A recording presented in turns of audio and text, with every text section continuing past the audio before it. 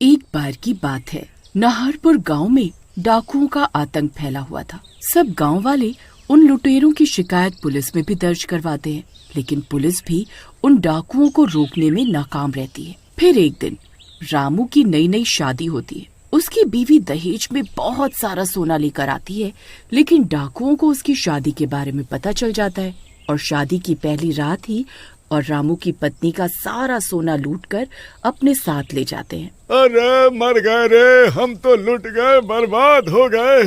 ये नास मीटे लुटेरे हमारा सब कुछ लूट कर ले गए। इतनी मुश्किल से तो मेरी सास ने 10 तोला सोना दिया था, वो भी लूट गया। अरे मैं तो कहीं का नहीं रहा। अजी मैं कुछ नहीं जानती, मुझे मेरा सोना वापस ला कर दो, नहीं तो मैं ये लुटेरों का गांव छोड़कर अपने मायके चली जाऊंगी। अरे नहीं नहीं, ऐसा मत बोलो भाग्यवान, इतनी मुश्किलों से तो मेरी शादी हुई है। सोना तो चला गया, अब तुम भी चली गई तो मैं किसी को मुंह दिखाने का लायक नहीं रहूंगा।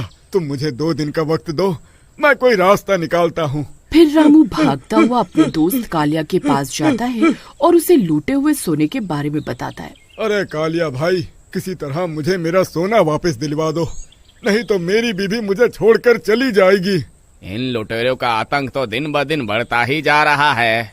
अब तो पुलिस भी इन लोगों का कुछ नहीं बिगाड़ पा रही है। अब एक ही रास्ता बचा है, लेकिन वो बहुत खतरनाक हो सकता है। अरे कालिया, अभी तुम रास्ता बताओ, वह कितना भी खतरनाक हो कोई फर्क नहीं पड़ता। इन डाकुओं को सिर्फ वो कमला चुड़ैल ही सबक सिखा सकती है। जहाँ इन डाकुओं का डेरा है, उसी पहाड़ी की एक गुफा में वो कैद है। अगर हम उस चुड़ैल को उस कैद से मुक्त कर दें, तो वो इन डाकुओं को कच्चा खा जाएगी। ठीक है कालिया भाई, मैं तैयार हूँ। हमें इन डाकुओं को सबक सिखाना ही होगा, उसके लिए जो भी कीमत चुकानी हो मैं तैयार हूँ। फिर रामू घर जाकर अपनी पत्नी को बताता है कि वो उस पहाड़ी पर जा रहा है ताकि वो सोना वापस ला सके। अरे नहीं जी, आपको कहीं जाने की जरूरत नहीं है, मैं तो गुस्से में बोल रही थी। मैं आपको कभी छोड़कर नहीं जाऊंगी, आप अपनी जान जोखिम में मत डालिए। लेकिन रात होने पर रामू और कालिया उन डाकुओं की पहाड़ी की ओर चल देते हैं। कुछ देर जंगल में चलने के बाद उन्हें वहाँ एक झाड़ियों के पीछे एक गुफा दिखाई देती है।